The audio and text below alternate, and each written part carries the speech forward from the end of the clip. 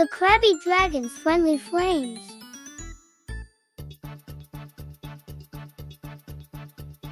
Once upon a time, there was a grumpy dragon named Puff.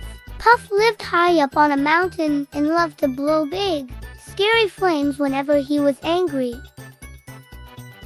One day, the villagers down the mountain had a problem. It was getting very cold, and they needed warmth.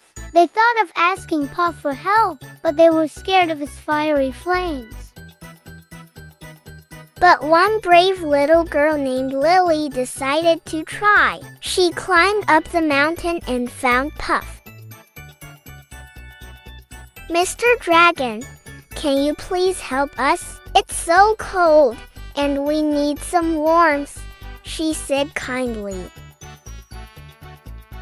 Puff grumbled and huffed, but he saw how cold and shivery Lily was. He thought, "Maybe I can help."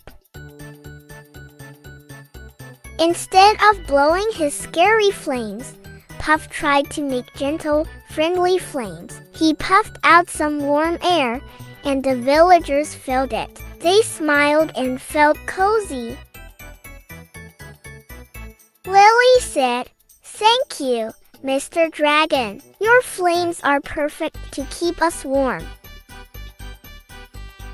Puff felt happy inside, knowing he could help without being scary. From that day on, Puff became the friendliest dragon in the land. He would puff out his friendly flames whenever the villagers needed warmth.